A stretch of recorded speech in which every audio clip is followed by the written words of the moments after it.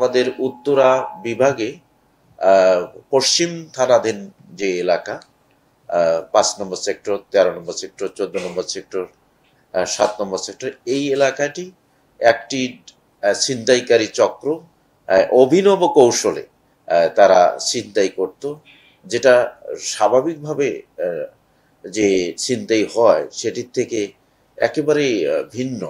তো সেই চক্রটিকে আমরা গ্রেপ্তার করেছি। গ্রেপ্তার করে আমরা নগদ টাকা উদ্ধার করেছি এবং আমরা এই ছিনতাই কাজে ব্যবহৃত যে মোটরসাইকেল সেটিও আমরা আটক করেছি। তো আমাদের ছিনতাই এই এই যে অভিনব কৌশলে ছিনতাই হচ্ছিল, এটি প্রথম এই ধরনের একটি ঘটনা ঘটে ১৫ জুলাই। ১৫ জুলাই ৩টার দিকে একটি ঘটনা ঘটে ৫ নম্বর সেক্টরে 9B রোডের ওখানে একটা ছিনতাই ঘটনা ঘটে, ১৫ লক্ষ টাকা ছিনতাই হয়। তার পরবর্তীতে আরেকটি ঘটনা ঘটে আপনার ১৮/৮/২০২৫ খ্রিস্টাব্দ তারিখে। এই ঘটনাটি ঘটে আপনার গাউসুল আজম এভিনিউতে। এই ঘটনা ১০ লক্ষ টাকা ছিনতাই হয়। এভাবে আপনার ২৬/৮-এ একটি ২৬/৮/২০২৫ খ্রিস্টাব্দ তারিখে আরেকটি ছিনতাই ঘটনা ঘটে। ১/৯/২০২৫ খ্রিস্টাব্দ তারিখে আরেকটি ছিনতাইয়ের ঘটনা ঘটে। তারপরে আপনার ১৮/৯-তে এসে আরেকটি ছিনতাই ঘটে, ওখানে যে ১৩ নম্বর ১৪ নম্বর সেক্টর হচ্ছে মিনা বাজার, ওটা একটু বড় ২০ লক্ষ টাকা ইসলামী ব্যাংক থেকে তুলে রিক্সায় আসছিল। ওই মোটরসাইকেল এরা ছিনতাইকারীরা মোটরসাইকেল যোগে গিয়ে ছিনতাই করে টাকার ব্যাগটা সো মেরে ছিনতাই করে নিয়ে গেছে। এভাবে পরবর্তীতে ৩০/৯-তে আর একটি ঘটনা ঘটে আপনার এরকম ছিনতাই।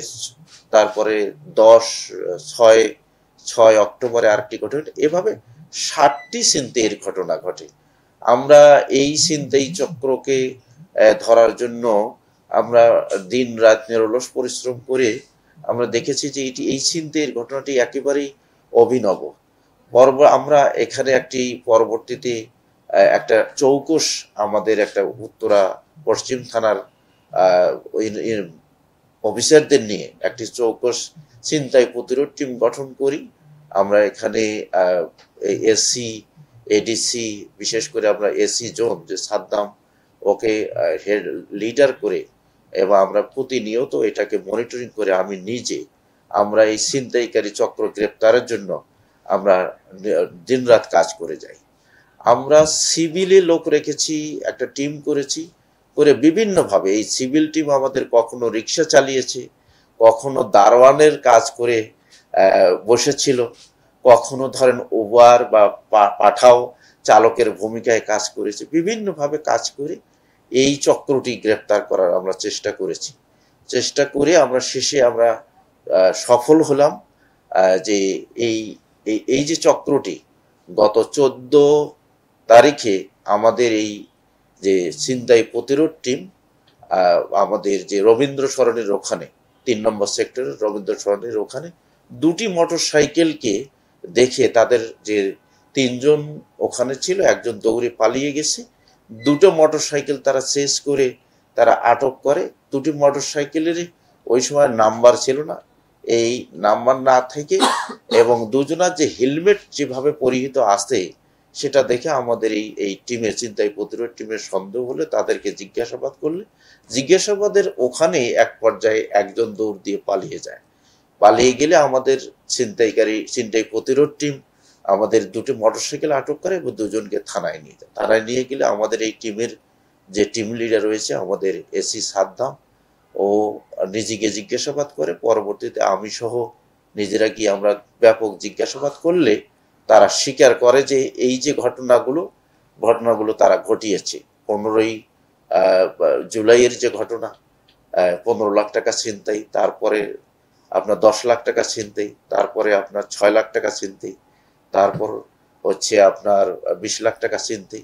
২০ লাখ টাকার যে ছিনতাইটা হয়েছে মিনা বাজারের ওখান থেকে, সেখানে একজন চাইনিজও ছিলেন, চাইনিজ ব্যবসায়ীর টাকা, তিনি বাংলাদেশের একজনের সাথে ওখানে ব্যবসা করতেছিলেন। চায়নার থেকে মাল নিয়ে এসে তিনি বিভিন্ন জায়গায় সরবরাহ করতেন।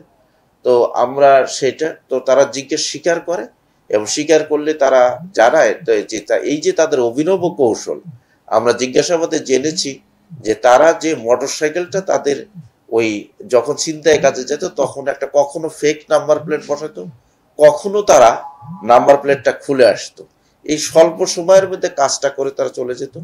তারা ব্যাংকে তারা ঢুকতো না, কিন্তু ব্যাংকের বাহিরে তারা ওত পেতে থাকতো। কখনো ওই যে পাঠাও বা উবার চালকের মতো ভাব করে, কখনো বা তারা দোকানে বসে, অপোজিট দোকানে বসে চা কফি খেয়ে ওয়েট করতো, এবং যখনই ব্যাংক থেকে কোনো লোক টাকা নিয়ে কোনো ব্যাগ নিয়ে বের হতো, রিক্সায় যেত, তার রিক্সাটাকে তারা চেস করে তাদের সুবিধাজনক জায়গায় গিয়ে তারা ওই টাকার ব্যাগটা সো মেরে চিন্তাই করে নিয়ে যেত। কখনো কখনো তারা ফোর্স অ্যাপ্লাই করতো, জোর জবরদস্তি করে পথরোধ করে তারা টাকার ব্যাগটা ছিনতাই করতো। এভাবে তারা 60টি ছিনতাইয়ের ঘটনা ঘটিয়েছে এই 3.5 মাস বা তিন মাস সময়। আমরা এইটা আর আরেকটা অভিনব কৌশল হচ্ছে ওদের, যে ওরা দুটো তিনটে জামা পরতো ভেতরে, গোলগলা গেঞ্জি ভেতরে, উপরে শার্ট, একটু পরে গিয়ে তারা ওই উপরের জামাটা খুলে ফেলতো করে চেঞ্জ করে ফেলতো, বা একটু পরে গিয়ে একটু যেখানে দেখতো যে গাছের নিচে টিচে গাড়ির নাম্বার প্লেটটা বসিয়ে দিত। তাই এইভাবে করতে আমরা খুব বেগ পেতে হয়েছে আমাদের। এই বিরাট এলাকা জুড়ে সিসিটিভির ফুটেজ দেখা, সংগ্রহ করা, হিসেব করা, এবং আমরা এই ডিএমপি এবং সারা দেশের এই ধরনের ছিনতাই কাজে কারা কারা জড়িত থাকতে পারে, কার রেকর্ড কি রয়েছে, এগুলো আমরা সবগুলো যাচাই করেছি যে এই চক্রটিকে আমরা যে কোনো ভাবে আমরা গ্রেপ্তার করব।